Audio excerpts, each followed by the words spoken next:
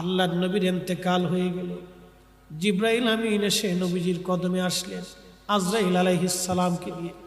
বাবে জিব্রাইল দিয়ে দরজা দিয়ে সালাম দিলেন। নবীজি সালামের জবাব দিলেন।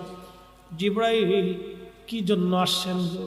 হুজুর, আজরাইলকে নিয়ে আসছি, আল্লাহ পাঠিয়েছে, আজরাইল কথা বলবেন আপনার সঙ্গে। আজরাইল আলাইহিস সালাম সালাম দিলেন। নবীজি বললেন, আজরাইল কি জন্য আসছেন? বলে, হুজুর, আল্লাহ পাঠিয়েছেন, আপনার আগে এইরকম কারো হয় নাই, আপনি নবীর পরে কারো হবে না। হুজুর, আল্লাহ পাঠিয়েছেন, আপনি অনুমতি দিলে আপনার জান কবজ করব, অনুমতি না দিলে আমি আজরাইল ফিরে চলে যাব। আপনার যতদিন মন চায় আপনি ততদিন উম্মতের মাঝে বেঁচে থাকবেন। আহা! নবীজি বললেন, আজরাইল, আল্লাহর হুকুম কি রকম? বলে, হ্যাঁ, আল্লাহ আমাকে এইভাবে ফরমান দিয়ে পাঠিয়েছেন।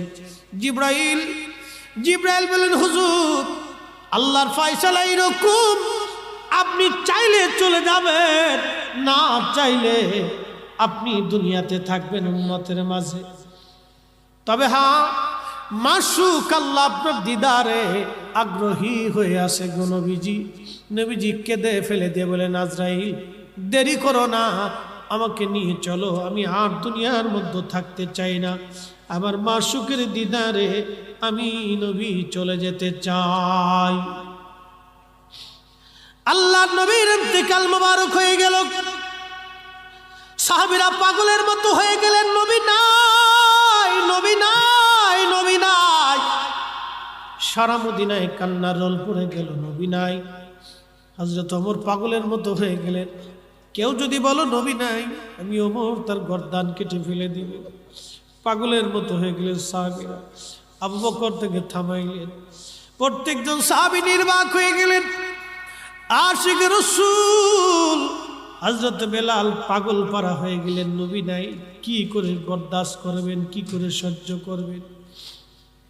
কিছুদিন পরে হযরত বেলাল ছোট্ট একটা গাঠরি বেঁধে আবু বকরের সামনে দাঁড়ায় গেলেন। আবু বকর রে, বিদায় দেন, আর মদিনাতে থাকবো না। কেন গো? আমি চলে যাব সিরিয়ার দামেস্কে, মদিনায় আমি আর থাকতে পারবো না। কি জন্য রে বেলাল? কিসের অভাব? কেউ কি তোকে গালমন্দ করেছে? না কোনো অভাব তোর আছে বল? পয়সার যদি দরকার হয় বাইতুল মাল থেকে তোর জন্য বেতন ধার্য করে দিব।